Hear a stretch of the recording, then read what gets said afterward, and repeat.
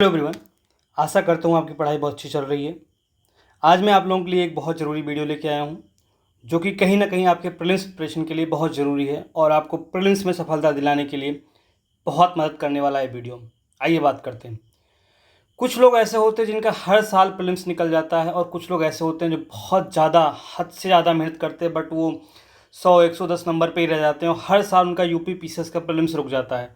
उनको समझ में नहीं आता क्या रीज़न है जिसकी वजह से मेरा यूपी पीसीएस का प्रीलिम्स रुक जाता है। मैं पूरी पढ़ाई करता हूँ बट साथ ही कुछ ऐसे लोग होते हैं जो कुछ ना कुछ ऐसा अलग मेथड यूज़ करते हैं और उनका प्रीलिम्स क्लियर हो जाता है। मैं बात करने जा रहा हूँ वो अलग मेथड जिसकी नाम है एलिमिनेशन मेथड्स। देखो, आप लोगों ने अगर यूपीएससी का एग्ज़ाम दिया होगा तो आपने ज़रूर सुना होगा कि यूपीएससी के प्रीलिम्स में बहुत सारी एलिमिनेशन ट्रिक्स लगती हैं, हैक्स एंड ट्रिक्स लगती हैं, एलिमिनेशन मेथड्स लगते हैं, तुक्का लगता है, गेस वर्क लगता है, नए नए नाम से, बहुत सारे नाम से आपने सुना होगा कि यूपी पीसीएस के एग्ज़ाम में तो आपने शायद नहीं सुना होगा बट यूपीएससी के एग्ज़ाम में ज़रूर सुना होगा। और बहुत सारे वीडियोस देखे होंगे जब प्रीलिम्स का एग्ज़ाम आता है तो भर भर के वीडियोस यूट्यूब पे दिखते हैं यूपीएससी प्रीलिम्स में ट्रिक्स, और कैसे लोग बोलते हैं कि 80-90 नंबर ही आप पा सकते हो बट अगर आपने एलिमिनेशन ट्रिक निकाला तो आपका हर साल प्रीलिम्स निकल जाता है। ठीक सही बोलते हैं वो लोग। जो लोग प्रीलिम्स निकालते हैं अच्छे खासे कट ऑफ के मार्जिन से, बहुत अच्छा खासा number 10 number 15 number including me, वो लोग मेथड यूज़ करते हैं एलिमिनेशन मेथड। देखो, यूपी पीसीएस के लिए मैं चेक कर रहा था तो यूट्यूब पे ऐसा सच कोई वीडियो है नहीं पड़ा जो आपको यूपी पीसीएस में एलिमिनेशन की बात करे। हर कोई घटना चक्र की बात करता है, हर कोई दृष्टि की बात करता है, लेकिन एक्चुअल बात यह है कि यूपी पीसीएस में भी खूब सारी एलिमिनेशन ट्रिक्स लगाती हैं और जो लोग 140 नंबर 150 नंबर यूपी पीसीएस में लेके आते हैं वो एलिमिनेशन ट्रिक्स लगाते हैं और शायद आपको बताते नहीं हैं क्योंकि कहीं ना कहीं आपके साथ कंपटीशन होता है और सीटें 200-300 ही होती हैं यूपी पीसीएस में। लेकिन भरोसा रखिए आप लोग, इस वीडियो में आपको मैं ऐसी ऐसी ट्रिक्स बताने वाला हूं कि आपको लगेगा यार इतना आसान है क्या यूपी पीसीएस का प्रीलिम्स निकालना। अदरवाइज हर साल जितने लोग वीडियो देख रहे हैं उसमें ज़्यादातर लोगों का प्रीलिम्स नहीं निकलता है, या कुछ लोग 2-3 साल से अगर प्रीलिम्स दे रहे हैं उनको समझ में आता है कि कितना इंपॉर्टेंस होती है एलिमिनेशन ट्रिक्स की एग्ज़ाम में, चाहे यूपीएससी का एग्ज़ाम हो चाहे पीसीएस का एग्ज़ाम हो। तो आइए हम बात करते हैं एक एक करके। देखो, मैं क्वेश्चन करता चलूँगा। देखो, सारे क्वेश्चन तो करना इम्पॉसिबल है क्योंकि आप लोगों का रहता है कि वीडियो 10 से 15 मिनट का ही बने, तो ज़्यादा लंबा वीडियो नहीं होने वाला, 10-15 मिनट का ही वीडियो होगा ये। और सेकंड चीज़ क्या है, मैं जैसे कोई क्वेश्चन है उसमें ट्रिक्स लगाऊंगा, साथ में उसमें बताऊंगा कौन सी ट्रिक्स मैंने यूज़ की है। ठीक है, इस चीज़ को ध्यान में रखना। तो मैं ऐसे से करके, एक पहला ही वीडियो है, अगर इस वीडियो का रिस्पॉन्स आप लोगों की साइड से अच्छा रहता है तो मैं इस सीरीज़ को कंटिन्यू करूँगा। ठीक है, आइए शुरू करते हैं। क्वेश्चन नंबर 4, ये यूपी पीसीएस 2023 का पेपर है, सेट है, साथ में आप लोग भी लगाते चलना या फिर आप देखते रहो, बाद में लगा लेना। चलिए, अब मैं इसमें क्या बोल रहा है, क्वेश्चन जो है, देखो हिंदी इंग्लिश दोनों मीडियम वालों इसको वीडियो को देख सकते हैं, ऐसा कुछ इसमें हिंदी इंग्लिश वाला चक्कर नहीं है। मैं नॉर्मल हिंदी में बात कर रहा हूँ। मेरा बैकग्राउंड जो है इंग्लिश बैकग्राउंड है, इसलिए मैं पेपर इंग्लिश में सॉल्व करना मुझे ईजी लगता है, बट पेपर हिंदी इंग्लिश में दोनों में है। और ये यूपी पीसीएस का पेपर है, ऑफिशियल पेपर है, तो ऐसा कुछ नहीं मैंने अपने आप से कुछ एडिट किया है, इसमें ऐड किया है। जस्ट सेट एस सीरीज़ है, आप इसको कंटिन्यू कर सकते हो। देखो, इसमें क्वेश्चन नंबर फर्स्ट, ये फोर्थ जो है, इसमें यह बोल रहा है the president can recommend the parliament to change the boundary of any state after seeking view of the concerned legislature of that state subject। ठीक है, दूसरे में बोला it is not mandatory for the. ठीक है, कंटेंट से हमें मतलब नहीं, यहाँ पे हम ट्रिक नंबर 1 की बात करते हैं। ट्रिक 1 यहाँ पे डेवलप होती है कि कुछ चीज़ें ऐसे होती हैं जो जनरलाइज होती हैं, वो नॉर्मली सही होती हैं, चाहे यूपीएससी हो चाहे यूपी पीसीएस हो। ठीक है, जैसे कि can be, may be, can, may, समझ रहे हो, ये सब जो होती हैं जैसे कैन बी, मे बी, ये सब जनरलाइज होते हैं। तो अगर किसी स्टेटमेंट में ये सब यूज़ हो रही हैं तो इसका मतलब है कि वो स्टेटमेंट जनरली सही होगा। अब यहाँ पे मैंने क्या हाईलाइट किया है, मैंने हाईलाइट किया है कैन। तो एक जनरल स्टेटमेंट, देखो क्या होता है, देखो हम लोग यहाँ पे वो नहीं गधा मजदूरी करने के लिए नहीं बैठे हैं, अपने आप को एक एप्टीट्यूड डेवलप करो। आप सिविल सर्वेंट बनने जा रहे हो तो यहाँ पे एक एप्टीट्यूड डेवलप करना पड़ेगा। यूपी पीसीएस या फिर यूपीएससी जो भी है, उनके पास इतना समय नहीं है कि वो बहुत एकदम नैरो स्टेटमेंट बनाएंगे, क्योंकि नैरो स्टेटमेंट बनाएंगे तो गलती होने की चांसेस उसमें हैं कि कहीं ना कहीं से आप गलती निकाल लाओगे, जैसे उनके सर पर चढ़ जाओगे, आरटीआई फाइल कर दो, कुछ ना कुछ कर दोगे। इसलिए वो बहुत जनरलाइज स्टेटमेंट लेते हैं, और कोई जर्नल स्टेटमेंट है उसके चांसेस होते हैं सही होने के। अब इसमें क्या बोल रहा है, किसी राज्य की सीमा बदलने की सिफारिश राष्ट्रपति संसद को देता है और इसके लिए राष्ट्रपति संबंधित राज्य के विधानमंडल द्वारा उस प्रस्ताव पर विचार एक खास अवधि के भीतर प्राप्त कर सकते हैं। सिंपल सा स्टेटमेंट, इसमें कुछ रॉकेट साइंस तो है नहीं। तो ये स्टेटमेंट जो है ये सही है, असर्जन सही है। रीज़न, राष्ट्रपति को उस राज्य विधानमंडल का प्रस्ताव मानना अनिवार्य नहीं है। सिंपल सी बात है ना, यहाँ बोल रहे हैं नॉट मैंडेटरी। तो नॉट मैंडेटरी मतलब अगर मानना अनिवार्य होता तो एक नैरो स्टेटमेंट हो जाता, मतलब प्रेसिडेंट को कंपल्सरी कर रहे हो, बट यहाँ बोला अनिवार्य नहीं, उसकी मर्जी, वो चाहे माने ना माने, इसलिए ये भी स्टेटमेंट सही होगा। लेकिन अब ये बात तो समझ में आ गई यहाँ पे कि कैन से हमारा पहला स्टेटमेंट सही होगा, दूसरा हो गया कि नॉर्मल नॉट मैंडेटरी मतलब जनरल स्टेटमेंट हो रहा है। बट अब इसमें ऑप्शन चूज़ करना है, जैसे ऑप्शन ए और बी है, ठीक है। अब इसमें बोल रहा है ए और आर जो ट्रू है और करेक्ट एक्सप्लेनेशन है, दूसरा बोल रहा है कि ए और आर ट्रू है बट करेक्ट एक्सप्लेनेशन नहीं है। सही बात है, दोनों स्टेटमेंट सही है बट इसको करेक्ट एक्सप्लेन नहीं कर पा रहा है चीज़ें, ठीक है। इसलिए इसका आंसर जो होगा बी होगा, ठीक है। दोनों अपने अपनी जगह पे स्टेटमेंट सही है बट करेक्ट एक्सप्लेनेशन नहीं है। बाकी जो जो टेक्निकल नॉलेज है उसको आप ऑब्वियस सी बात है लक्ष्मीकांत में पढ़े होगे या फिर जहाँ से भी पढ़ा होगा, आपकी मर्जी। दूसरा क्वेश्चन की बात करते हैं, बड़ा कंट्रोवर्शियल क्वेश्चन था इस साल का, लेकिन एक बहुत सिंपल क्वेश्चन है, इसको कहते हैं the acts done by him as a vice president before such declaration are considered valid, ठीक है। The act done by him as a vice president on the day of such declaration are not considered valid, ठीक है। Question क्या है कि भारत के उपराष्ट्रपति का निर्वाचन जिस सर्वोच्च न्यायालय द्वारा शून्य घोषित किया गया है के संदर्भ में निम्न में से कौन, मतलब क्या हुआ है कि किसी वजह से जो उपराष्ट्रपति है उसका जो मतलब अपॉइंटमेंट है उसको इनवैलिड डिक्लेयर कर देता है सुप्रीम कोर्ट। तो उसके बाद उस स्टेटमेंट दिया गया है उपराष्ट्रपति के रूप में इस प्रकार की घोषणा से पूर्व उसके द्वारा किए गए कार्य विधि मान्य होते हैं। हाँ बिल्कुल मान्य होंगे भाई, वो उपराष्ट्रपति रहा है, अब जाके वो उपराष्ट्रपति नहीं बना, बट उससे पहले तो उपराष्ट्रपति रहा है, तो पहला स्टेटमेंट सही होगा। दूसरा क्या है, उपराष्ट्रपति के रूप में इस प्रकार की घोषणा होने के दिन उसके द्वारा किए गए कार्य विधि मान्य नहीं होते हैं, ठीक है। ये बहुत नेगेटिव स्टेटमेंट जा रहा है, ठीक है। तो देखो इसमें एक लॉजिक होता है, लॉजिक में बताना चाह रहा हूँ जिसके लिए मैंने इस क्वेश्चन को चूज़ किया है। देखो ये दोनों स्टेटमेंट कंट्राडिक्टरी स्टेटमेंट है, मतलब एक में हो रहा है एक में नहीं हो रहा है। तो जनरली इस केस ऐसे क्वेश्चन जब होते हैं जब दो स्टेटमेंट एक ही फ्रीक्वेंसी में बात कर रहे होते हैं और कंट्राडिक्टरी स्टेटमेंट होते हैं, तो उनमें सिर्फ एक सही होता है। पहला वाला हमने सही कर लिया, दूसरा वाला जो है वो गलत होगा। अब गलत क्यों होगा, उपराष्ट्रपति के रूप में इस प्रकार की घोषणा होने के दिन उसके द्वारा किए गए कार्यविधि मान्य नहीं होते। अरे भाई क्यों नहीं होंगे, उसने जब भी कोई काम किया एज ए उपराष्ट्रपति किया, मान लो उसका, समझ लो जिस दिन तक, मान लो कि आज जो भी डेट है XYZ डेट है, उस डेट को जो वाइस प्रेसिडेंट है वो मतलब इनवैलिड डिक्लेयर हो जाता है, बट उससे पहले उस दिन तक जो भी काम किया होता है वो उसको वैलिड माना जाता है क्योंकि उसने एज ए उपराष्ट्रपति का काम किया है। इसलिए सेकंड स्टेटमेंट गलत होगा और पहला स्टेटमेंट इसका सही हो जाएगा, ठीक है।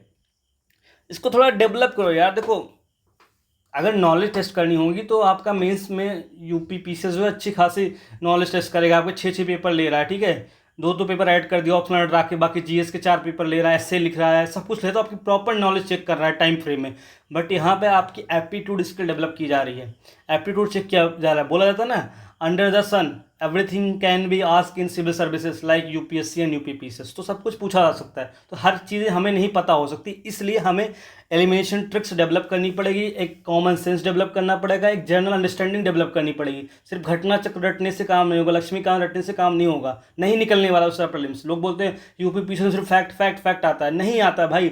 इस पूरे पेपर में 150 में से 150 क्वेश्चन मैं एलिमिनेशन ट्रिक से सॉल्व कर सकता हूँ। इतना समय नहीं है, वो आप लोग बताएंगे कि सीरीज को आगे बढ़ाना नहीं बढ़ाना, जो जैसा आपका रिस्पॉन्स रहेगा। बट जो भी मैं आज 10-15 मिनट बताने वाला हूँ उसमें आपको मैं काफ़ी सारी ट्रिक्स बता दूंगा और उस ट्रिक्स के साथ आपको एग्जांपल बताऊंगा 2023 में कौन सा आया, ठीक है। अगला क्वेश्चन करते हैं। अब ये क्वेश्चन देखो, क्वेश्चन नंबर 7 है, which one of the following pair schedule is not correctly match. इसमें पूछ रहा है कि कौन सा पेयर शेड्यूल जो है करेक्टली मैच नहीं है, ठीक है। अब इसको ध्यान से सुनो, इसमें एक नई ट्रिक बताऊंगा मैं, बहुत बहुत इंपॉर्टेंट ट्रिक है वो। पहला इसमें स्टेटमेंट बोल रहा है, मतलब ऑप्शन ए है third schedule form of the oath of the formation, दूसरा है 8th शेड्यूल लैंग्वेज, तीसरा है 9th schedule allocation of seats of council of state, और चौथा है 10th schedule provision as a disqualification of ground on defection. अब देखो इतने साल से आप तैयारी कर रहे हो, आपको पता है कि 9th शेड्यूल जो है, बहुत सिंपल क्वेश्चन था, 9th शेड्यूल जो है वो कहीं ना कहीं उसके लिए नहीं होता, वो कुछ स्पेशल टाइप के जो एक्ट्स होते हैं उनको 9th शेड्यूल में रखा जाता है, जिसके लिए पहली बार कॉन्स्टिट्यूशन अमेंडमेंट भी आया था फर्स्ट, ठीक है। पंडित जवाहरलाल नेहरू के टाइम में पूछा भी जा चुका है, यूपीएससी में PYQ है। और जब हम बात करते हैं इसके लिए जो राज्यसभा वाला जो ओथ वगैरह है उसमें स्टार्टिंग के जो शेड्यूल्स होते हैं वो होते हैं, मतलब शेड्यूल 5 से पहले के जो शेड्यूल्स होते हैं ये सब सारी चीज़ें होती हैं, ये नहीं होता है। ठीक है, तो अब इसमें क्या करना है, नॉलेज से तो आप कर लोगे, एक ट्रिक बता रहा हूँ, इसको बड़ा ध्यान से सुनना कि जब भी कोई अननोन क्वेश्चन आता है, ध्यान सुनो, जब अननोन क्वेश्चन आता है, बाउंसर क्वेश्चन आता है यूपी पीसीएस में, उस ऐसे क्वेश्चन में आपको बहुत परेशान होने की ज़रूरत नहीं है। आपको ऑप्शन सी चुपचाप ले लेना है। 10 में से 9 जगह ये सही होगी ट्रिक, एक जगह गलत हो सकती है, लेकिन अगर बहुत सारे रैंडम क्वेश्चन यूपी पीसीएस में आते हैं, कम से कम 20-25 क्वेश्चन आते हैं, इसको भी अगर आपको नहीं पता है, शेड्यूल ये नहीं याद है, तो आपके लिए रैंडम क्वेश्चन है। तो ऐसे सिचुएशन में आपको चुपचाप आंख बंद करके ऑप्शन सी ले लेना है। इसी पेपर में देखना है, पुराने पेपर में देखना, मैं आपको करके दिखाऊंगा, 10 में से 9 जगह ऑप्शन सी सही होगा। इसलिए ये ट्रिक कोई नहीं बताने वाला आपको, ये अगर आप लगाओगे तो आपका आसानी से प्रीलिम्स क्वालिफाई हो जाएगा, नहीं तो फिर वही है, रगड़ते रहना आप। ठीक है, आगे करते हैं, समझ गए ना, ऑप्शन सी चूज़ करना जब भी कोई रैंडम क्वेश्चन आता है। अगली trick, constitution of India initially permitted use of English language for all official purpose for a period of 5 साल, 10 साल, 15 साल, 20 साल। अब अपने को नहीं पता है भाई, कैसे याद होगा इतना चीज़ें, किसी को याद कैसे होती, 5 साल, 10 साल, 15 साल, 20 साल, और इतना क्लोज स्टेटमेंट है। चलो, इसको नॉलेज वाइज अगर समझना है तो अभी रिसेंटली जो महिलाओं के लिए 33% रिजर्वेशन दिया गया है, उसमें 15% का रिजर्वेशन है, इसलिए क्वेश्चन बना है, मतलब 15 साल के लिए दिया गया है। ठीक है, इसलिए क्वेश्चन बना है। अदरवाइज मैंने अभी आपको क्या ट्रिक बताई, जब भी कुछ समझ में ना आए रैंडम क्वेश्चन है, चुपचाप आंख बंद करके ऑप्शन सी को ले लो। ले लिया आपने, 15 साल है, जाके चेक कर लेना। अगला question, the president is a part of parliament. चलो ठीक है, a bill pass by the 2 houses of the parliament can not become a law without the assent of the president. अब दोनों क्या है, एकदम देखो क्या है, जो सिंपल से स्टेटमेंट आते हैं ना, पढ़ने में समझ में आ जाता है सिंपल से। राष्ट्रपति संसद का भाग, हाँ बिल्कुल बात हम पढ़ते हैं, लक्ष्मीकांत ने, संसद के दोनों सदनों द्वारा पारित विधेयक राष्ट्रपति के सहमति के बिना कानून नहीं बन सकते। इसीलिए तो जब उसको विधेयक को पास करना है, इसीलिए तो पार्लियामेंट का पार्ट है, बाकी थोड़ी लोकसभा और राज्यसभा में बैठता है, प्रेसिडेंट लोकसभा राज्यसभा में थोड़ी बैठता है राष्ट्रपति, उसको विधेयक को पास करना होता है, मतलब उसको कानूनी मान्यता देनी होती है, इसलिए तो पार्लियामेंट का पार्ट है। बहुत अंडरस्टैंडिंग है।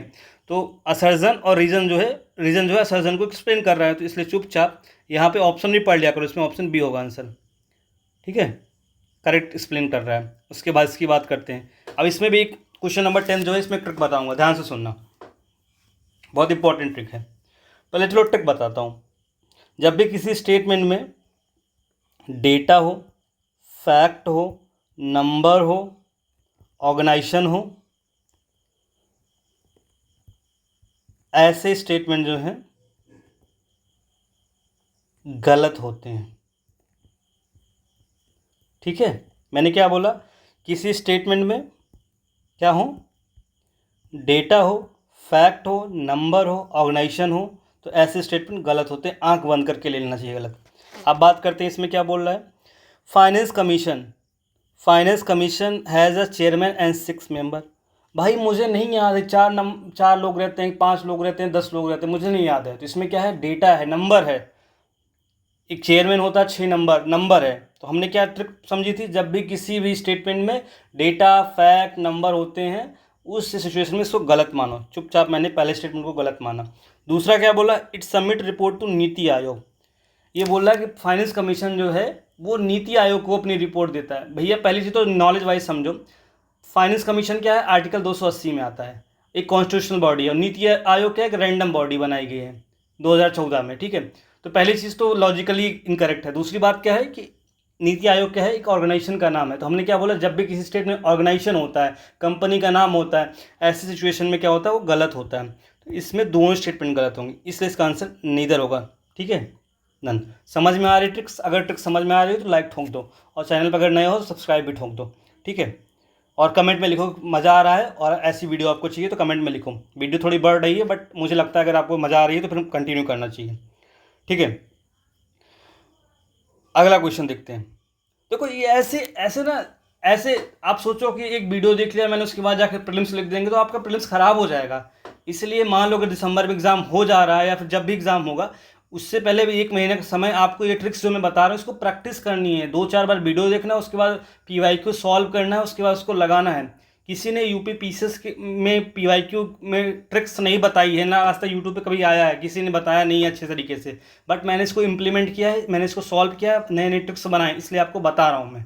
तो आपको भी ये चीज़ डेवलप करनी, तभी जाके एग्जाम में इम्प्लीमेंट कर पाओगे। मैंने किया है, मैंने एग्जाम में इम्प्लीमेंट किया, जिससे मेरे प्रीलिम्स अच्छे हुए, इसलिए आपको बता रहा हूँ।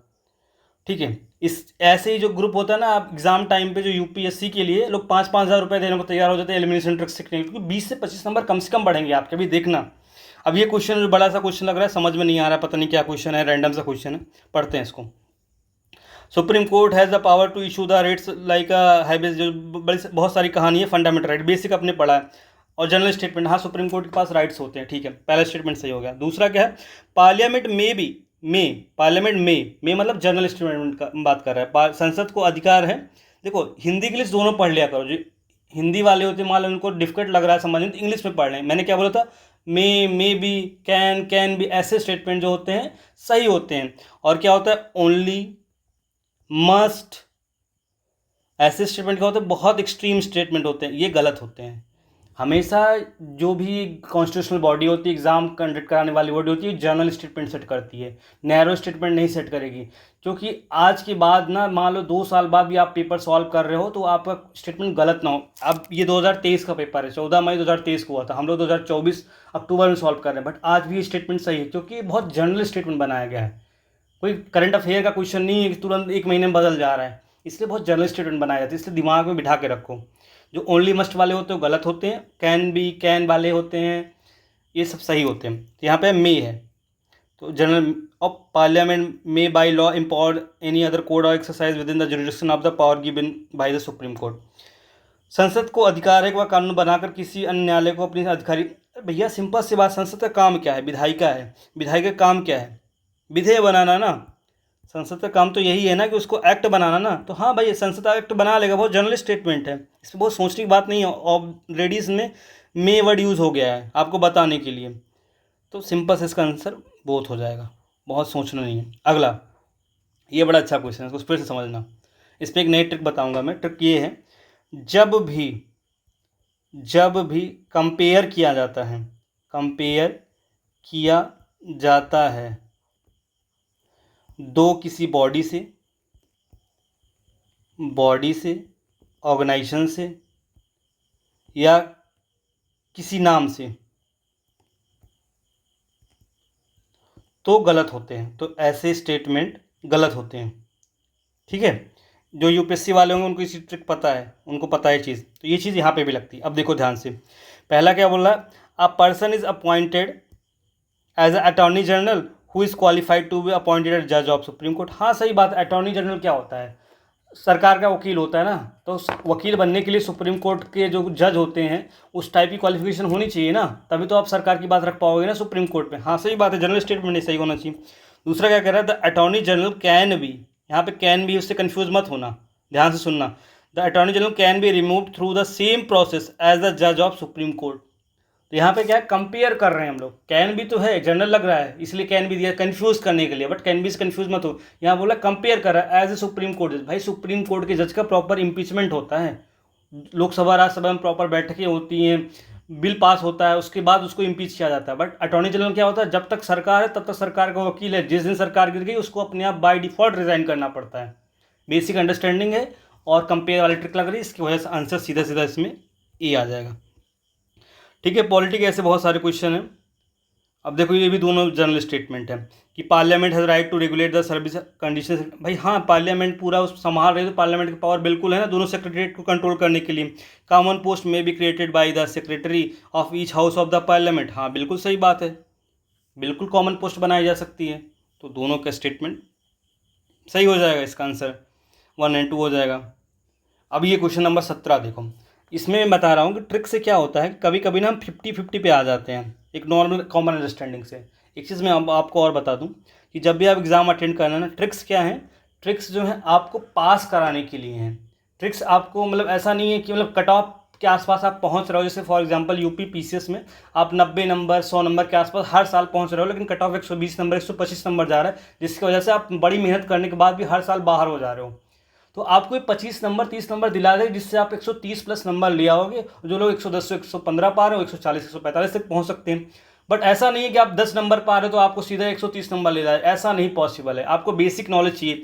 इसलिए सबसे पहले जब भी ट्रिक लगाओ, सबसे पहले नॉलेज चेक करो, फिर कॉमन सेंस चेक करो। अगर दोनों नहीं लग रहे हैं उसके बाद ट्रिक लगाओ, ठीक है।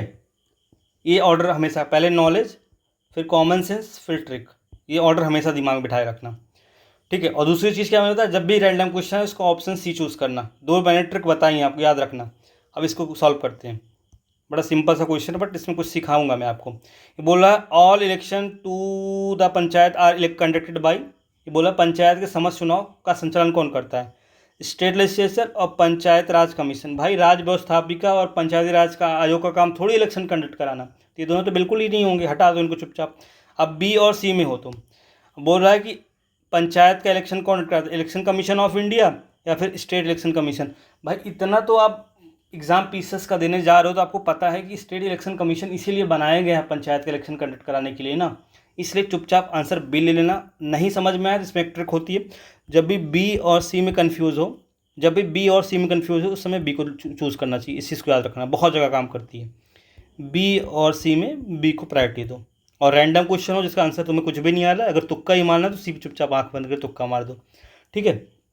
आगे बात करते हैं, ठीक है। बहुत सारी हैं यार। अब ट्रिक पसंद आ रही है ना आपको, क्या लगता है कि वीडियो को कंटिन्यू करना चाहिए या फिर पॉज कर दूँ मैं, यहीं पे रोक दूँ मैं, जो भी है। चलो ठीक है, बहुत सारी चीज़ें हैं। अब इसे इस वाले क्वेश्चन में देखो ना, यहाँ पे चुपचाप एक होता है अलाइक ट्रिक लगती है। जब स्टेटमेंट एक जैसे होते हैं, जैसे 4 ऑप्शन दिए हैं, 4 ऑप्शन में 2 ऑप्शन में कुछ कुछ शब्द मिलते होते हैं ना, तो चांसेस होते हैं उन्हीं में से आंसर आता है, एक जैसा होता है। अब इसमें क्या है, प्रोविज़न, प्रोविज़न, ठीक है। ये तो चुपचाप बी और डी को चुपचाप हटा दो। और हमने क्या ट्रिक्स बताई है तुम्हें कि जब भी रैंडम क्वेश्चन है उसमें चुपचाप आंख बंद करके क्या मार लो, सी, सी मार लो, आंसर हो जाएगा। वैसे भी ए और सी में आंसर लेना था, सी हमने ले लिया, ठीक है। ऐसे बहुत सारे क्वेश्चन, एक क्वेश्चन और है डेटा फैक्ट वाला, मैंने बताया था। क्वेश्चन नंबर 22 देखना, article 109 provide for the joint sitting of the both house of the part और speaker preside the joint sitting of the 2 houses of parliament. भाई आर्टिकल जो है कैसे हम श्योर हो सकते हैं 109 है, 110 भी हो सकता है, 108 भी हो सकता है, कुछ भी हो सकता है। आर्टिकल क्या है, एक नंबर है। तो हमने क्या बताया, डेटा नंबर फैक्ट जो होते हैं गलत होते हैं, डेटा नंबर फैक्ट गलत होते हैं, इसलिए पहला स्टेटमेंट गलत होगा, दूसरा स्टेटमेंट सही हो जाएगा। जनरल सबको पता है स्पीकर जो है जॉइंट सीटिंग में बैठता है, इसलिए चुपचाप इसका आंसर जो है बी आ जाएगा।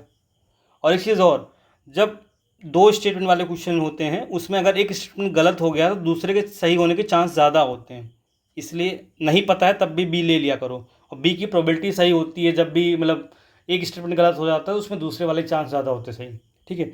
बाकी धीरे धीरे सब ट्रिक समझ में आएगी। अब इसमें भी सिंपल सा ट्रिक्स है यार, ग्रीक ग्रीक कॉमन है यहाँ पे, और यहाँ पे कुसान कुसान कॉमन है, तो दोनों में से ग्रीक कुसान कॉमन करके ए ले लो। और ग्रीक हमें सबसे पहले पता है कि अलेक्जेंडर जो था सिकंदर वो ग्रीक से आया था, तो सब सिंपल सा फंडा है, इसमें सोचने की जरूरत नहीं है। अब इस वाले क्वेश्चन में देखो ट्रिक, इसमें देखो चरक संहिता वाला एकदम रैंडम क्वेश्चन था, इसको तुम कहाँ से पढ़ लोगे मुझे गारंटी के साथ बता दो, कोई नहीं पढ़ सकता इसको, 100% श्योर शॉट कोई इसको नहीं पढ़ सकता भाई। ये एकदम अननोन क्वेश्चन है, रैंडम क्वेश्चन है, बट इसको मैं ट्रिक से सॉल्व करता हूँ। अब बोलो क्या सर, क्या ट्रिक बता दी आपने। चलो, ये बोल रहा है चरक संहिता कितने अध्याय और खंडों में विभाजित किया गया है, ठीक है। 120 अध्याय 8 खंड, 100 अध्याय 5 खंड, 80 अध्याय 7 खंड, 60 अध्याय 8 खंड, कोई नहीं बता पाएगा। चलो इसमें ट्रिक लगाते हैं। ट्रिक क्या लगा रहे हैं, देखो 8 8 क्या है, कॉमन है, मतलब आंसर ए और डी में होने के चांसेस सबसे ज़्यादा हैं, एक अलाइक सा लग रहा है, ठीक है, एक जैसे स्टेटमेंट है, इसलिए हम चुपचाप सी और बी हटा दें, क्योंकि ऑब्वियस सी बात हमें पता नहीं तो आंसर लेना है। आप सोचो 120 है और 60 है, अब 60 से शुरुआत हो रही है 120 तक जा रहा है, तो चांसेस ये होते हैं कि पहला वाला जो होता है ना नंबर वो जनरली सही नहीं होता है। जैसे 60 70 80 90 हो रहा है तो 60 सही नहीं होगा, 80 90 सही हो सकता है, 70 सही हो सकता है, ऐसे। दूसरी चीज़ क्या है, 8 से 60 को विभाजित करो, डिवाइड करो, तो 8 से डिवाइड नहीं हो पा रहा है, ठीक है। 60 जो है 8 से डिवाइड नहीं हो पा रहा, लेकिन 8 से 120 करो तो क्या है, 15 8 120, मतलब हर सेक्शन में 15 चैप्टर होंगे तो 120 चैप्टर बन जाएगा, ठीक है। इसलिए चुपचाप ऐसे सिचुएशन में ट्रिक लगाओ, कॉमन सेंस लगाओ, आंसर ए ले लो, ठीक है। अभी ये क्वेश्चन देखना, ये क्वेश्चन है कि which officer was known as भागदुह ड्यूरिंग द वैदिक एडमिशन। रट लो, कहाँ भी पढ़ना है, इसके पांडे पढ़ना है, तमिलनाडु बोर्ड पढ़ना, पढ़ लो, कहीं नहीं मिलने वाला ये। अब इसको हम सॉल्व करेंगे कॉमन सेंस और ट्रिक से। भाग दुहा जो है कौन अधिकारिता पूछ रहा है। पहली बात सोचो, दुह मतलब दोहना, जैसे होता है गाय दोहना, तो दोहन करना। और भाग मतलब जैसे कोई पार्ट पार्ट भाग मतलब पार्ट, जैसे मान लो कोई चीज़ है उसका कुछ भाग जो है, भाग का दोहन करना। किसी भाग का दोहन करने वाला कौन होगा? राजस्व का जमा करने वाला अधिकारी, रेवेन्यू कलेक्टर। मतलब भाग मतलब क्या, रेवेन्यू होगा ना, उसका दोहन कौन करेगा? कलेक्टर करेगा। तो रेवेन्यू कलेक्टर जो होगा वो भाग का दोहन करेगा, इसलिए उसको भाग दुहा बोलेंगे। किसको बोलेंगे? रेवेन्यू कलेक्टर को बोलेंगे। Just use your common sense and some tricks, इसलिए आपका आंसर आ जाएगा, नहीं तो फिर आप रटते रहो, कहीं नहीं मिलने वाला ये चीज़। ठीक है, अगला क्वेश्चन देखो। मुझे मज़ा आ रहा है ट्रिक बताने में, इसलिए मैं वीडियो लंबा बना रहा हूँ। भाई गाली वाली मत देना वीडियो का, क्योंकि यहाँ पे बहुत काम का वीडियो है। जो लोग इसको देख जाएंगे उनको फ़ायदा होगा, नहीं तो भाई अब पढ़ते रहना। और कमेंट बॉक्स में ज़रूर बताना आपको कैसे पसंद आए। इस वीडियो में मैं 500 लाइक टारगेट कर रहा हूँ, और कम से कम 100 कमेंट टारगेट कर रहा हूँ, तभी मैं ये वीडियो पूरा बनाऊंगा। और मेरे पास 50 से ज़्यादा ट्रिक्स हैं, वो आपको प्रॉपर अच्छे तरीके से बताऊंगा। मैं एक एक ट्रिक बताऊंगा, उसमें बहुत सारे एग्जांपल। अभी तो मैं सिर्फ ट्रिक लिख दे रहा हूँ बस, वो सब ट्रिक थोड़ी लिख सकता हूँ मैं। हर ट्रिक थोड़ी लग रही है इस पेपर में, 10-15 ट्रिक लगी होंगी, बट 50 ट्रिक्स हैं मेरे पास। और सी सेट के लिए अलग से, अगर बोलोगे तो उसके लिए अलग से वीडियो बनाऊंगा मैं। बट ये सीरीज जो मैंने प्रीलिम्स यूपी पीसीएस जीएस के लिए स्टार्ट किया है, इसमें मैं, अगर आप बोलोगे जैसा रिस्पॉन्स रहता है आप लोगों का, उसके बेसिस पे मैं हर ट्रिक के लिए कुछ एग्जाम्पल के साथ आपको, जिससे आपको ट्रिक याद हो जाए। और मैं 2018, 19, 20, 21, 22, 23 वाला पेपर करा रहा हूँ। इसको चाहोगे तो बहुत अच्छे से हर क्वेश्चन में ट्रिक लगा के दिखाऊंगा, बट अभी मैं रैंडम कर रहा हूँ तो तेज़ी से उड़ा रहा हूँ इसको। ठीक है, जैसा आपका रिस्पॉन्स रहेगा वैसे मैं बनाऊंगा वीडियो, नहीं तो अगर नहीं पसंद आएगा तो मैं नहीं बनाऊंगा। ठीक है, ठीक है, इसमें भी वही सिंपल सा ट्रिक लगी है, बहुत सारी ट्रिक हर जगह ही लगा सकते हैं। अब ये क्वेश्चन देखो, क्वेश्चन नंबर 28, निम्नलिखित में कौन सा हड़प्पा संस्कृति के पूर्वी सीमांत का निर्धारण करता है? भैया नॉर्थ, साउथ, ईस्ट, वेस्ट। ठीक है, अब हड़प्पा हो गया, राखीगढ़ी हो गई, आलमगीरपुर हो गया, मांडा हो गया, 4 जगह हो गई। ठीक है, अब क्या बोल रहा है? पूर्वी। भाई हड़प्पा अपने को पता है कि पाकिस्तान में, पाकिस्तान के यहाँ पश्चिमी में।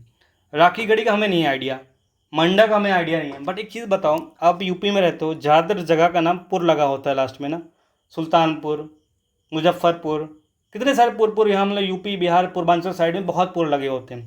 तो एक कॉमन सेंस ये डेवलप करो कि आलमगीरपुर जो है ये पूर्वांचल में ही आ सकता है ना, पूर्वी साइड में आ सकता है बोल रहा है। तो पूर्वी साइड देखो, वैसे भी पूर्वी साइड कहाँ पे आएगा? जो हमने पढ़ा था हड़प्पा, तो हड़प्पा यही है ना, ये रीजन तो था, इंडस वैली सिविलाइजेशन। तो हरियाणा और यूपी की जो वेस्टर्न यूपी, उसी में से रीजन है ये, जो पूर्वी साइड में होगा, पूर्वी बॉर्डर है। अदरवाइज आपको बॉर्डर याद होना चाहिए, तो ये वाला रीजन जो है तो पूर्व मोस्टली जो है यूपी में आना चाहिए।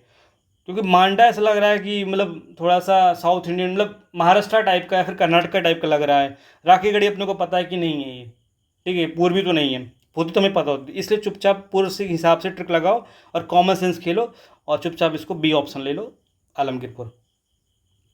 अब ये क्वेश्चन देखो, क्वेश्चन नंबर 29, ये बोल रहा है कि विष्णु पुराण से मौर्य वंश की जानकारी मिलती है, वायु पुराण से गुप्त वंश की शासन व्यवस्था का प्रकाश डालता है।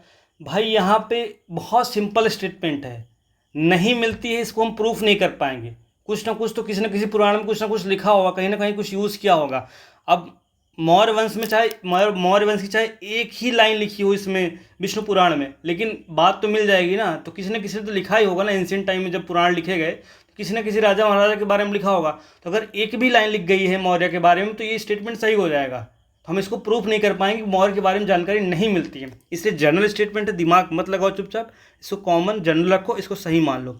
दूसरा भी, वायु पुराण में गुप्ता के बारे में जानकारी मिलती है।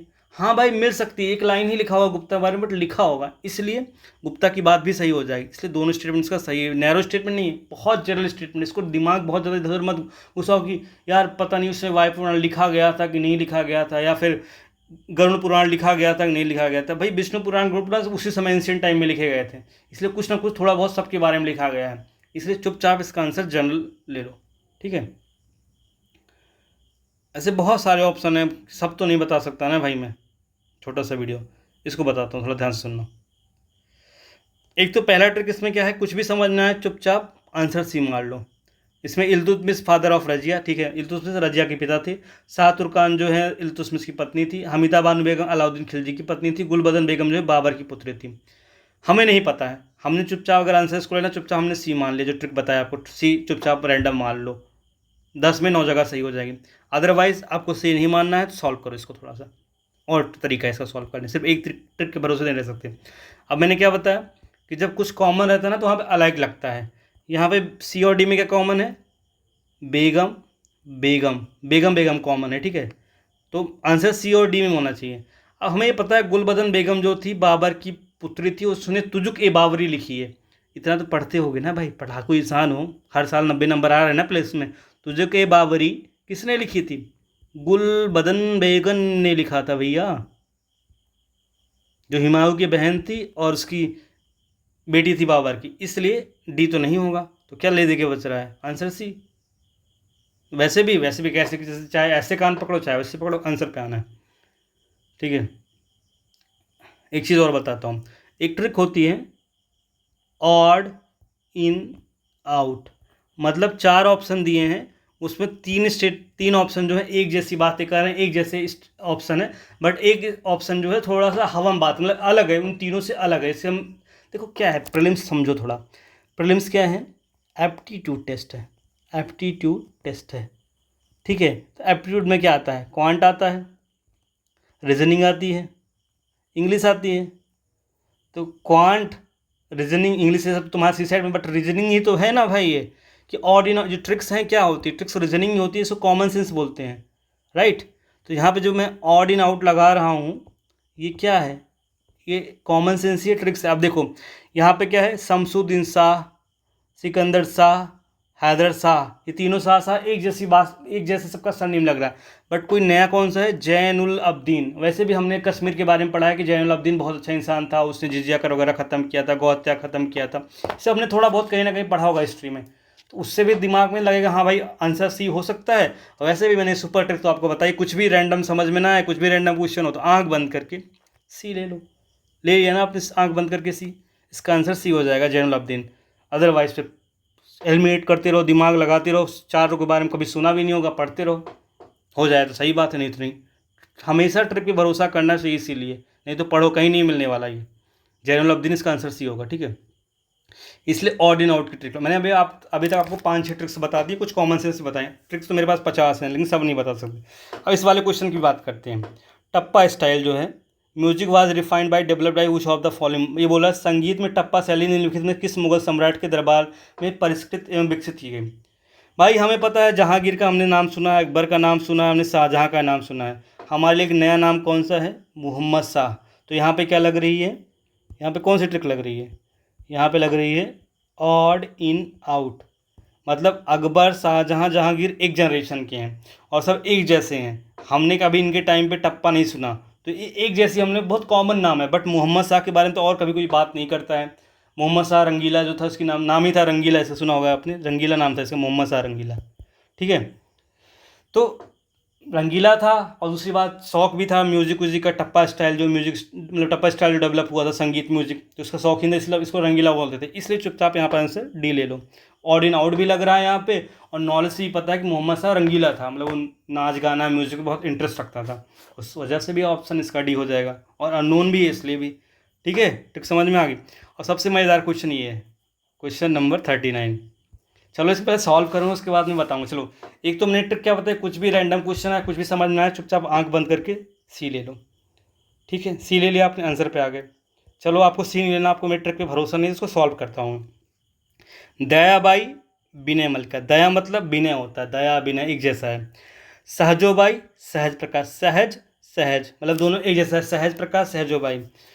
सोन कुमारी स्वर्णवेली, मतलब सोन मतलब सोना होता है, स्वर्ण मतलब सोना होता है, तो मतलब तीनों में क्या है, दयाबाई विनय एक जैसा है मिल रहा है, सहज सहज मिल रहा है, सोन स्वर्ण मिल रहा है। यहाँ पे क्या है, गंगाबाई गणेश देवलीला, मतलब गंगाबाई क्या है, गंगा हैं, और गणेश, गंगा गणेश दो अलग चीज़ है ना, गंगा क्या है नदी है, गणेश क्या है भगवान है, तो इसलिए यहाँ पे क्या हो रहा है, ऑड इन आउट लग रहा है। मतलब इन तीनों में, अब देखो यूपी पीसीएस ऐसे नहीं जानबूझ के ऐसे क्वेश्चन सेट करता है जहाँ पे एलिमिनेशन ट्रिक्स लग सके, तो यहाँ पे एलिमिनेशन ट्रिक लगी है, इसलिए जानबूझ के रीजनिंग, यहीं पे रीजनिंग चेक हुई है। तुम्हें लगता है सी सेट में रीजनिंग चेक हो रही है, वहाँ सी सेट में कुछ नहीं हो रही है रीजनिंग चेक, चेक यहाँ पे रीजनिंग हुई है। तो यहाँ पे क्या चेक किया इन्होंने कि ए बी और डी क्या है, सबका मैचिंग मैचिंग है, सहज सहज, सोन स्वर्ण, दया विनय, लेकिन गंगाबाई और गणेश जो है ये मैचिंग नहीं, इसलिए इसका आंसर सी हो जाएगा, ऑड इन आउट लग रहा है यहाँ पे। पहला चीज़ दूसरी ट्रिक क्या लग रही है, कुछ भी समझ में ना आए तो चुपचाप आंसर जो है सी ले लो आंख बंद करके। दोनों तरीके से इसका आंसर सी है। आई होप ये चीज़ आपको समझ में आ गई है भाई साहब। नहीं आई तो फिर आप जिम्मेदार हो इस चीज़ के। अब ये वाला क्वेश्चन 42 में देख लो। अब ये बोल रहे हैं कि दिल्ली में जो बम वाइस राय के ऊपर बम किसने डाला था, ये क्वेश्चन है कि लॉर्ड हार्डिंग पर बम फेंकने की उत्तरदायी कौन सा था भाई। अखिल भारतीय मजदूर संघ। भाई मजदूर संघ क्यों बम डालेगा, बेचारे गरीब आदमी है, मजदूर हैं, क्यों बम डालेंगे, उनके पास पैसा नहीं बम खरीदने को, नहीं डालेंगे। यूनाइटेड पेट्रियाटिक संघ, कोई पेट्रियाटिक संघ है वो क्यों डालेगा, नाम भी नहीं सुना हमने यूनाइटेड पेट्रियाटिक संघ का, तो बम कैसे डाल देंगे। हाँ, हमने अनुशीलन समिति और युगांतर का नाम सुना है, इसमें सबसे ज़्यादा हमने अनुशीलन समिति का नाम सुना है, हमने बरिंदर घोष का नाम सुना है, हमने अरविंदो घोष का नाम सुना है ना, सबने सुना है। तो चुपचाप अनुशीलन समिति इसका आंसर होगा। वैसे भी मैंने क्या ट्रिक बताई थी, कुछ भी समझ में ना आए, कुछ भी समझ में ना आए, एकदम रैंडम हो, चुपचाप आंसर सी ले लो भाई। और वैसे भी अपने को पता है कि मोस्ट पॉपुलिस्ट, इन चारों ऑप्शन में सबसे ज़्यादा जो नोन ऑप्शन है मोस्ट पॉपुलिस्ट कौन है। एक ट्रिक होती है मोस्ट पॉपुलिस्ट, जब कुछ भी समझ में ना आए और चार ऑप्शन दिए हों इसमें सबसे पॉपुलर हो, जैसे गांधी आ गए किसी ऑप्शन में, विवेकानंद आ गए, तो ऐसे ऑप्शन में उसको चूज़ कर लेना चाहिए मोस्ट पॉपुलिस्ट। वैसे भी यहाँ पे क्या है, रैंडम कुछ भी समझ में, रैंडम क्वेश्चन एकदम कुछ आंख बंद हो तो तुक्का ही मारना, तो सी पे मार दो, तो सी भी सही हो रहा है यहाँ पे, और मोस्ट पॉपुलिस्ट ट्रिक भी लग रही है। यहाँ पे दो ट्रिक लग रही है, सी वाली भी ट्रिक लग रही है और मोस्ट पॉपुलिस्ट वाली भी लग रही है, इसलिए 42 का आंसर सी हो जाएगा। समझ में आ गया भाई। 43 में भी वही है कि जो प्रिंसेस जो आए थे 1917 में आए थे यार, प्रिंस विलियम पता नहीं क्या नाम था उनका, वो आए थे, उसके बाद ही चैम्बर ऑफ प्रिंसेस बनाया था उन्होंने। ठीक है, इस वजह से इसका आंसर जो है डी हो जाएगा। नहीं तो एक चीज़ और ट्रिक बताऊं कि जो एक्ट में सबसे ज़्यादा इंपॉर्टेंट एक्ट जो है, जो सबसे पॉपुलिस्ट, जो मोस्ट पॉपुलिस्ट वाली ट्रिक बताई ना, मोस्ट पॉपुलिस्ट एक्ट जो है 1919 है। सबसे ज़्यादा जो क्वेश्चन पूछे जाते हैं यूपी पीसीएस में या फिर यूपीएससी में, वो गवर्नमेंट ऑफ इंडिया एक्ट 1919 है। चाहे इसमें डायरेक्टरी हो, चाहे इलेक्शन की बात हो, चाहे जो भी चार चीज़ है, सबसे ज़्यादा इसमें 1919 से ही आता है, जिसको हम मॉन्टेगो चैम्सफोर्ड रिफॉर्म बोलते हैं। ठीक है, ठीक है, ट्रिक लग रही ना तो ठोक दो लाइक, दोस्तों को भी शेयर कर दो भाई।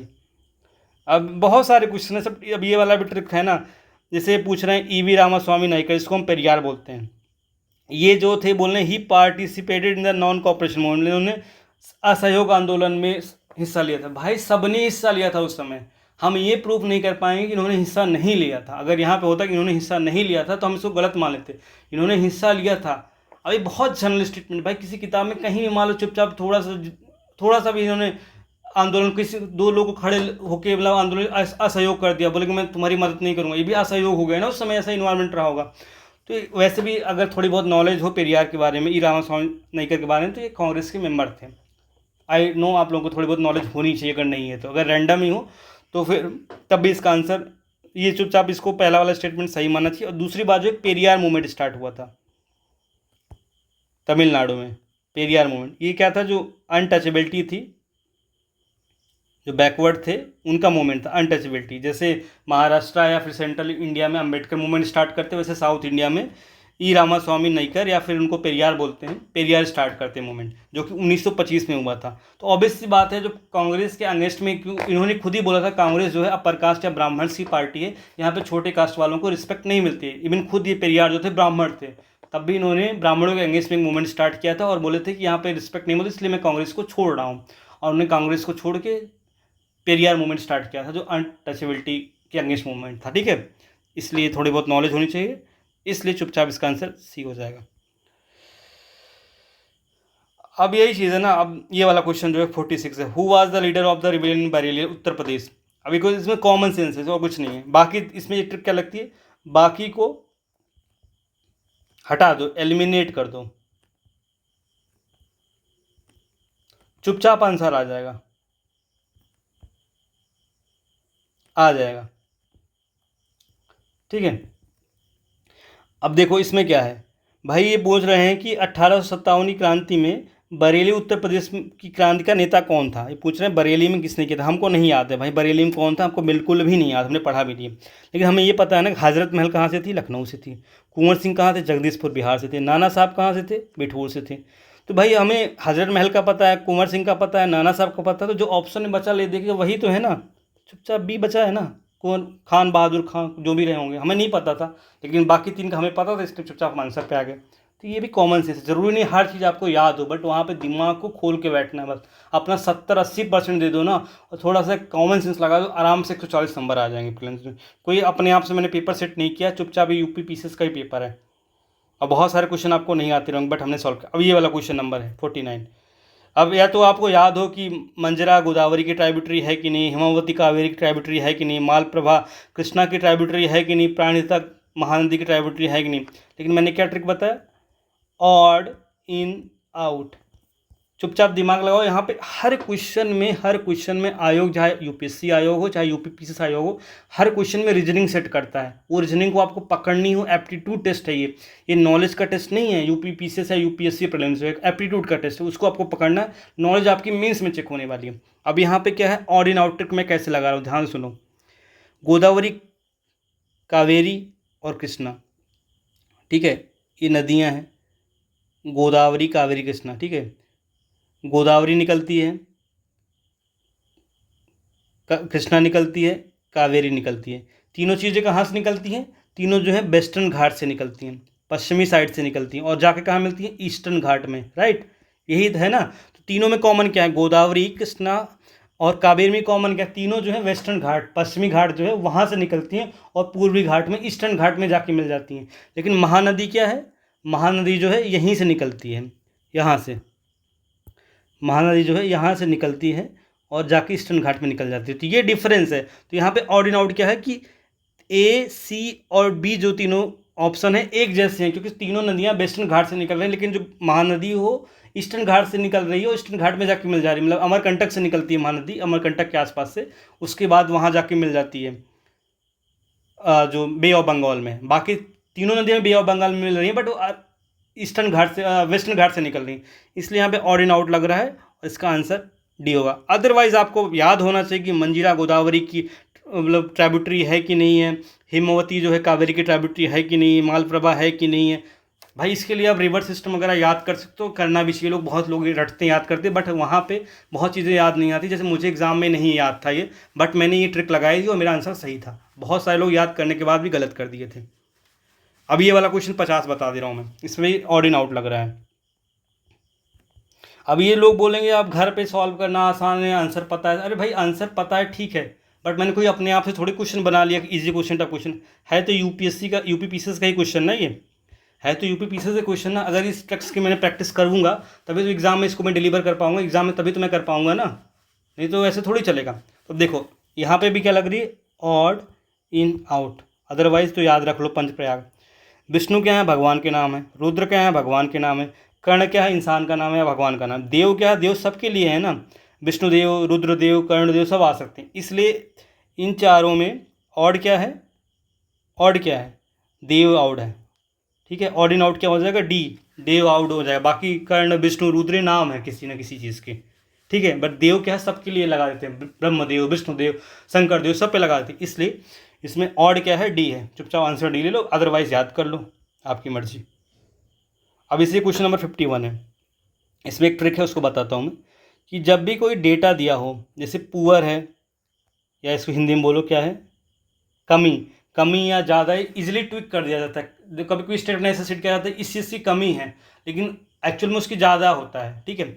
और मैंने क्या बताया, जब फैक्ट डेटा रहता है तो जनरली स्टेटमेंट गलत होता है। इस वाले में क्या बोलो, ये लेटराइट स्वेट के बारे में पूछ रहा है, वो मैटर नहीं करता, हम कैसे सॉल्व करें ये मैटर करता है। ये बोला it is poor in iron oxide and aluminium, इस मिट्टी में लौह ऑक्साइड एवं एल्युमिनियम की कमी पाई जाती है। हमें नहीं पता, हमें सॉइल हमने नहीं पढ़ा, मिट्टियाँ हमने अच्छे से नहीं पढ़ी, लेकिन हमें क्या पता है, एल्युमिनियम और ऑक्साइड जो है ये डेटा है। तो कुछ भी हो सकता है ना, सिर्फ ये ऑक्साइड और एल्युमिनियम ही को पाए जाएंगे। इस पर कमी है बोल रहा है, पुअर है, हो सकता है ज़्यादा पाया जाए, इजिली ट्विक किया जा सकता है, तो ज़्यादा भी हो सकता है, कमी हो सकता है। इसलिए संदेह से चुपचाप स्टेटमेंट को गलत मान लो। पहला क्या है, the soil is developed in the area with high temperature and heavy rainfall. ये सिंपल सा स्टेटमेंट, मिट्टी उस तापमान में भारी वर्षा वाले क्षेत्रों में पाई जाती है, सिंपल सी बात है, इसमें कोई डाटा नहीं है। बट दूसरे वाले स्टेटमेंट क्या डेटा है कि कम पाई जाती है, ज़्यादा पाई जाती है, एल्युमिनियम में पाया जाता है, ऑक्साइड पाया जाता है, इसलिए कन्फ्यूजन है। इससे चुपचाप स्टेटमेंट्स का ए होगा, पहला सही होगा, दूसरा गलत होगा। ये वाला तो जो होता है जो मैचिंग वाला, इसकी तो एक अलग सी ट्रिक है, प्रॉपर में 2-3 ट्रिक लगती है इसमें, इसको मैं अलग से बताऊंगा, इसको अब नहीं करूँगा मैं। अब जैसे एक होता है कॉन्ट्राडिक्टरी स्टेटमेंट, जब जब इसको एक्चुअली टोन बोलते हैं इसको, टोन अलग स्टेटमेंट, टोन अलग स्टेटमेंट, ठीक है। जब भी दो स्टेटमेंट एक जैसे हों, ठीक है, जैसे इसमें क्या बोला, राम गंगा रिवर जो है वो गंगा नदी में कन्नौज में मिलती है, राम गंगा नदी कन्नौज के पास गंगा नदी में मिलती है। दूसरा बोला है बेतवा नदी प्रयागराज के पास यमुना नदी में मिलती है। दोनों में क्या है, नदियाँ मिल रही हैं किसी ना किसी में, किसी जगह पर मिल रही हैं। तो ऐसे कन्फ्यूज़न जब आता है तो आपको क्या करना, दोनों में से एक ही सही होगा, दोनों नहीं सही होगा किसी भी एग्ज़ाम में, चाहे यूपीएससी चाहे पीसी या किसी भी एग्ज़ाम में। रामगंगा नदी जो है गंगा नदी कन्नौज में मिलती है, सीधा सीधा ऐसा लग रहा है किसी बुक से उठाया गया स्टेटमेंट, चुपचाप चिपका दिया गया है, मान लो एनसीईआरटी कहीं से उठा गया है। रामगंगा नदी कन्नौज के पास गंगा नदी में मिलती है, अपने को पता भी है रामगंगा नदी जो है कन्नौज पे मिलती है गंगा नदी में, ठीक है। ऐसा सिंपल स्टेटमेंट है। दूसरा वाला क्या बोला, बेतवा नदी प्रयाग के पास, पास मतलब क्या, प्रयाग के पास मतलब कहाँ, प्रयाग के पास तो बहुत दूर हो गया ना, बनारस हो गया या फिर तुम्हारा इटावा हो गया, कहाँ प्रयाग के पास, या फिर प्रतापगढ़ हो गया, कहाँ प्रयाग के पास, समझ रहे हो ना। तो इसलिए इसमें क्लैरिटी नहीं स्टेटमेंट में, बेतवा नदी प्रयाग के पास यमुना नदी में मिलती है, कहाँ मिलती है नहीं बताया गया, पास में मिलती है, इसलिए ये स्टेटमेंट गलत हो सकता है और पहला वाला स्टेटमेंट सही हो सकता है। और दोनों में से कोई एक ही सही होगा, इसलिए पहले वाले की ज़्यादा प्रोबेबिलिटी सही होने की, इसलिए चुपचाप इसका आंसर हम ए लेंगे। ये बड़ा मस्त क्वेश्चन है, इसको ध्यान सुनो। अब ये पूछ रहा है चंद्रप्रभा वाइल्ड लाइफ सेंचुरी कहाँ पे है। भाई उत्तर प्रदेश में बहुत सारी वाइल्ड लाइफ सेंचुरी हैं, वन्य जीव अभयारण्य, उनको याद कर लो, अच्छी बात है। अगर याद होता है तो, नहीं याद होता है तो फिर क्या करोगे, जैसे मुझे नहीं याद था, अब मुझे इसको सॉल्व करना था, मैं नया नया पीसेस दे रहा था भाई, मुझे नहीं पता था कैसे सॉल्व करना है। बोला चंद्रप्रभा वाइल्ड लाइफ सेंचुरी जो है कहाँ पे है। अब इसमें सोचो, दिमाग लगाओ। ये बोला है सोनभद्र, बहराइच, लखीमपुर और चंदौली। भाई चांद जो है चंदौली में भी, चांद जो है चंद्रप्रभा में भी है, मतलब चंदौली में होगी तभी नाम चंद्रप्रभा होगा इसका, ऐसा थोड़ी नाम किसी का रख दिया जाता है, कोई नाम होता है तभी तो रखा जाता है ना। तो चंदौली ज़िले में इसलिए चंद्रप्रभा नाम होगा इसका। और तुक्का तो वैसे ही मुझे मारना था, मुझे पता था नहीं था, तो मैं सोनभद्र, बहराइच या फिर लखीमपुर क्यों ले लूँगा। ऑलरेडी अब चंद्रप्रभा से चंदौली हो सकता है तो मैं चुपचाप इसका आंसर बी ले लूँगा, ठीक है। समझ रहे हो ना ट्रिक जो है, कि आंसर जो होता है वो क्वेश्चन में ही दिया होता है, हिंट जो दिया होता है, हिंट जो होता है, हिंट वो ऑलरेडी, कहाँ गया, हिंट क्वेश्चन में ही दिया होता है, बस उसको समझना होता है। चंद्रप्रभा चंदौली, ठीक है। ये वाला क्वेश्चन देखो, ये वाला ध्यान से हिंदी में समझो इसको, हिंदी इंग्लिश दोनों पढ़ लिया करो। ये बोल रहा है सिवाना समुद्र और कलापक्कम, सिवाना समुद्र और कलापक्कम क्रमशः किस लिए महत्वपूर्ण है, मतलब किस लिए फेमस है, ठीक है। इसमें क्या बोल रहा है, नाभिकीय ऊर्जा, नाभिकीय ऊर्जा, नाभिकीय ऊर्जा, मतलब एक चीज़ तो क्लियर होगी, कलापक्कम जो है नाभिकीय ऊर्जा से रिलेटेड है, मतलब सी ऑप्शन तो हट जाएगा, ए बी और डी में से आंसर होगा। अब बोल रहा है शिव समुद्रम जो है वो क्या होगा, जल शक्ति होगा, ताप ऊर्जा होगा या फिर सौर शक्ति होगा। अब ये कन्फ्यूजन है। अब मैंने क्या बताया ट्रिक, देखो साथ में ही सेट करते हैं, ऐसा नहीं है एक ट्रिक पे दो तीन क्वेश्चन लोग सकते, इनको भी ट्रिक पता है पीसेस वालों को, हमें समझ नहीं होती है वो ट्रिक को। तो ये क्या बोल रहे हैं, समुद्र मतलब क्या होता है, पानी होता है ना भाई साहब, इतना दिमाग तो है ना आपके पास। मैंने क्या बताया कि हिंट जो है क्वेश्चन में दिया रहता है आंसर का, समुद्र मतलब जल, तो जल शक्ति इसका आंसर आ जाएगा। इसमें क्या लॉजिक लगाना, क्या सोचना है, कॉमन सेंस है ना, वी हैव टू अंडरस्टैंड। किसी को नहीं याद होगा, बहुत सारे प्रोजेक्ट हैं, परियोजनाएं, बट सिवाना समुद्र क्यों इसी को लिया गया, ये भी सोचो ना, इसी वाले प्रोजेक्ट का नाम क्यों लिया गया। और ऑप्शन इसलिए ऐसे सेट किया कि आपको ये रीजनिंग का पेपर है, ये ऐसा नहीं है नॉलेज का, एप्टीट्यूड इसी का मतलब है। यहाँ पे आपकी रीजनिंग चेक हो रही है कि आप जब सिविल सर्वेंट बनोगे आपको डिसीजन कैसे लेना होगा। जैसे उस वाले प्रोटेस्ट में वो आए थे सचिव साहब, उन्होंने डिसीजन लिया ना कुछ, वो क्लियर कट कुछ नहीं बोले कि उनके पास इन्फॉर्मेशन नहीं थी। उन्होंने ये नहीं बोल दिया कि हम एक दिन में एग्ज़ाम कंडक्ट करवा देंगे, उन्होंने ऐसा नहीं बोला था ना, उन्होंने बस तोल मलोल की बात की थी, वही चीज़ें हैं। तो यहाँ पे शिव समुद्र और जल से मैच हो जाएगा, इसका आंसर जो है ए आ जाएगा। आई होप आपको बहुत कुछ समझ में आ गया होगा भाई। यहाँ पे भी ये कोल्ड का हॉट हो सकता है, गलत हो जाएगा इसका।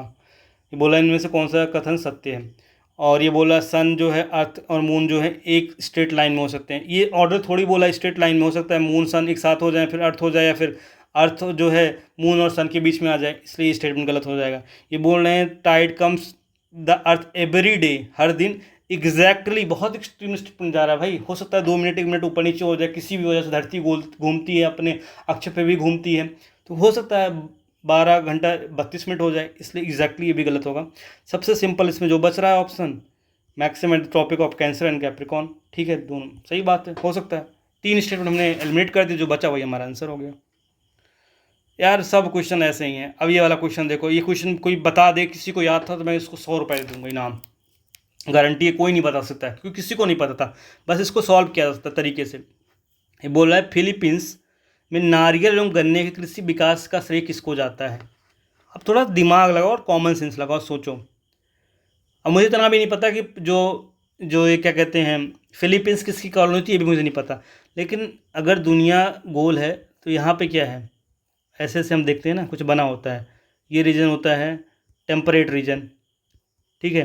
टेम्परेट रीजन में क्या होता है, सबसे ज़्यादा शुगर केन, जिसको हम बोलते हैं गन्ना, नारियल, ये सब पाया जाता है। तुम देखा होगा जो अमेरिका के बीचेस होते हैं या फिर फिलीपींस वगैरह का बीच है, वहाँ पे बहुत सारे नारियल के पेड़ होते हैं। साउथ इंडिया में चले जाओ ना, केरला में चले जाओ, तमिलनाडु में, वहाँ बहुत सारे नारियल देखे, वहाँ पे गन्ना भी खूब होगा। यूपी में भी गन्ना होता है, क्योंकि यूपी भी आधा ट्रॉपिकल में आ जाता है, आधा सब ट्रॉपिकल जिसको टेम्परेट बोलते हैं उसमें आता है। इस वजह से अब ब्रिटेन हो गया, जैसे फ्रांस हो गया, ब्रिटेन हो गया, और हॉलैंड को नीदरलैंड बोलते हैं। ये तीनों जो हो गए, ये तीनों तो बहुत ऊपर है ना यार, बहुत ठंडी जगह पे, यहाँ पे शुगर केन वगैरह नहीं होती है। और अपने को पता भी है कि भारत में अच्छी वैरायटी के जो थे कोकोनट जो था वो लेके आए थे पुर्तगाल और स्पेन, तो पास पास में ही है ना। देखो अगर मैप याद हो आपको, देखो ध्यान से, पुर्तगाल और स्पेन जो है बगल बगल ही, जस्ट अफ्रीका से ऊपर है, जस्ट अफ्रीका से ऊपर है, भूमध्य सागर के बाएं साइड में, ठीक है। तो समझ में आ गया ना कि नीचे है, डाउन है। और अमेरिका भी देखो, वो भी डाउन ही है। तो ऑब्वियस सी बात है ना, अमेरिका और स्पेन जो होगा इसका आंसर होगा, क्योंकि क्लाइमेट कंडीशन ही ऐसी होती है, या फिर क्लाइमेट ऐसा ही होता है, इसलिए यहाँ पे ये चीज़ें पाई जाती हैं, ठीक है। जस्ट अ मिनट, ओके, ठीक है, थोड़ा, ठीक है।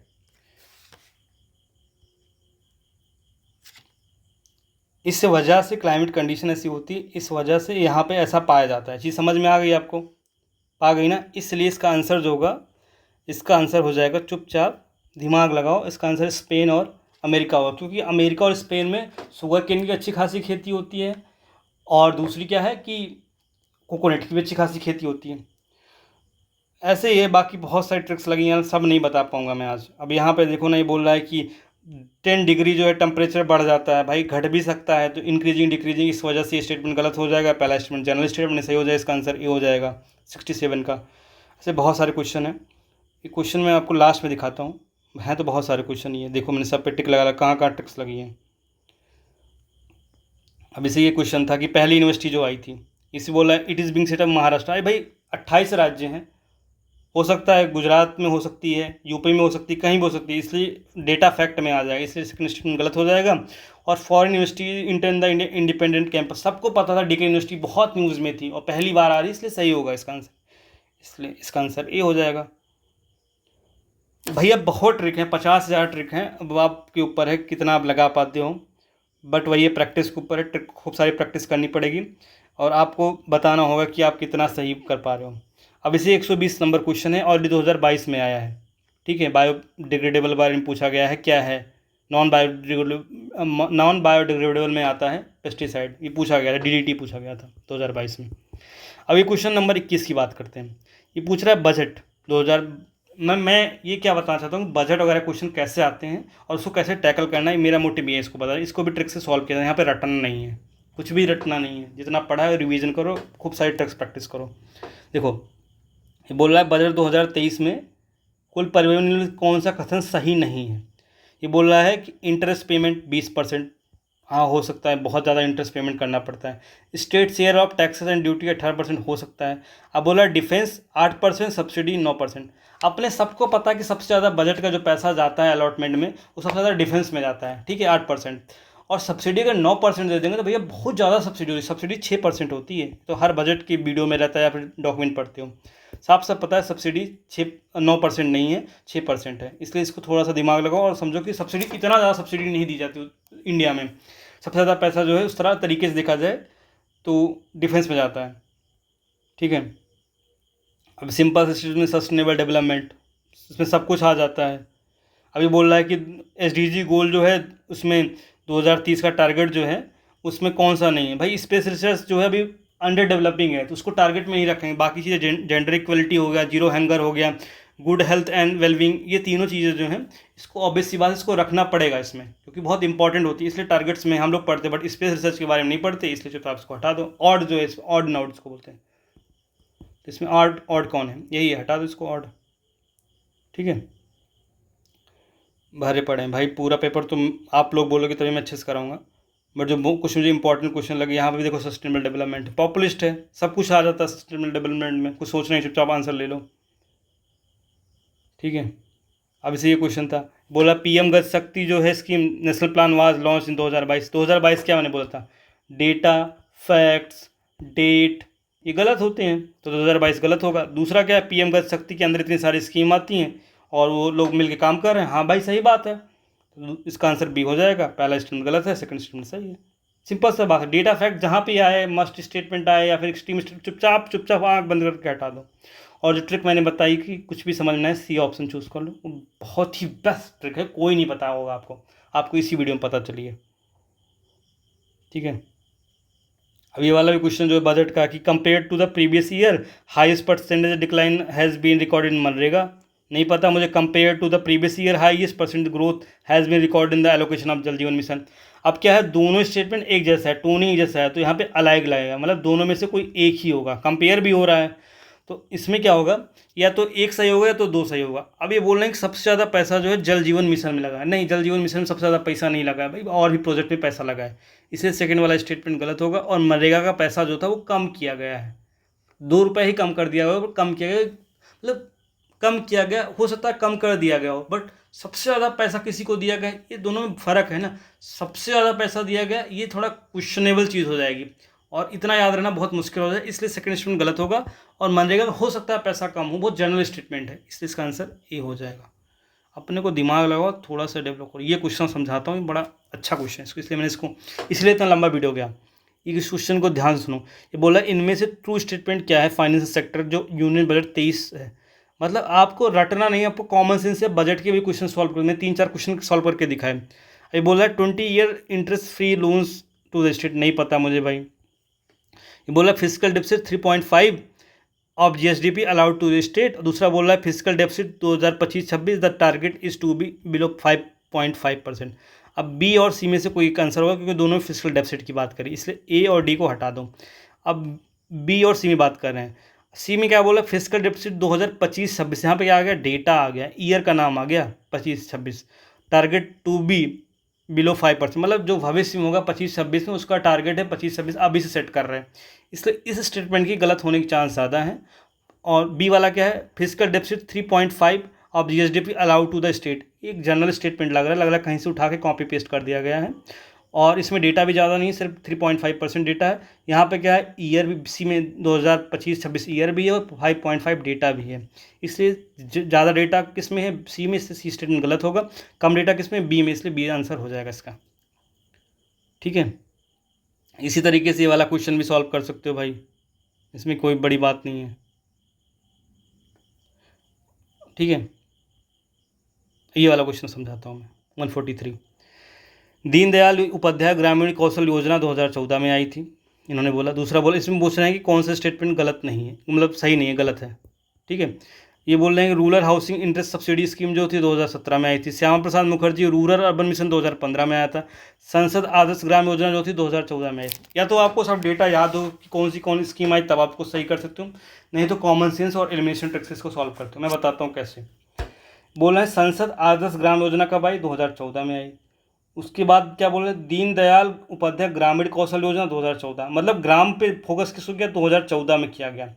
तो ए और डी स्टेटमेंट सही हैं, मतलब 2014 में ग्राम को ग्रामीण एरिया था, उससे फोकस करना स्टार्ट कर दिया सरकार ने। उसके बाद क्या बोल रहे हैं, rural housing investment subsidy scheme जो थी 2017 में आई थी। और Shyama Prasad Mukherjee rural urban mission जो है 2015 में आया था। देखो, अर्बन मिशन जो है, रूरबन मिशन क्या है, उसमें क्या है, ग्रामीण भी है प्लस शहरी भी है, मतलब रूरल भी है अर्बन भी है। तो जब अर्बन को हम डेवलप कर देंगे तभी तो ग्रामीण और शहर दोनों को लेंगे। मतलब क्या होगा कि पहले ग्रामीण की स्कीम आई होगी, फिर शहरी की स्कीम आई, फिर ग्रामीण और शहरी को मिला के रूरल अर्बन आ जाएगा, राइट। तो ये बोल रहे हैं श्यामा प्रसाद मुखर्जी जो रूरल अर्बन मिशन जो 2015 में आया होगा, मतलब ये गलत है। जब rural housing investment subsidy scheme जो 17 में आ रही है, तो ये तो रूरल अर्बन मिशन तो 17 के बाद आया होगा ना, 15 में कैसे आ जाएगा? इसलिए स्टेटमेंट गलत स्टेटमेंट बोल रहा है, कौन सा स्टेटमेंट गलत है चूज़ करना, इसका आंसर सी हो जाएगा। वैसे मैंने क्या बताया था, कुछ भी समझ में ना आए तो आंख बंद करके सी पे मार दो या फिर सॉल्व कर दो, आपकी मर्जी। ठीक है भैया, मैंने आपको कंप्लीट करा दिया। समय 1 घंटा लगा, इसके लिए बहुत माफ़ी मांगता हूँ मैं, लेकिन आपको बताना था। और आप लोग ज़रूर इस वीडियो को पूरा देखिएगा, मुझे आशा है कि आप लोग पूरा वीडियो देखेंगे। और कमेंट बॉक्स में बताइएगा कि प्रॉपर इस तरीके की ट्रिक्स जो है इसको अच्छी तरीके से एलोबरेटेड तरीके से आप चाहते हो, और प्रॉपर जो हर साल के पेपर सॉल्व करवाना चाहते हो, पीआई को अच्छे सॉल्व करना चाहते हो, तो आप कमेंट बॉक्स में बता देना, मैं इस सीरीज़ को कंटिन्यू कर दूंगा। अदरवाइज़ इसके चार्ज बहुत ज़्यादा होते हैं। Thank you so much. Like ज़रूर कर देना, सब्सक्राइब कर देना। ठीक है मेरे भाई।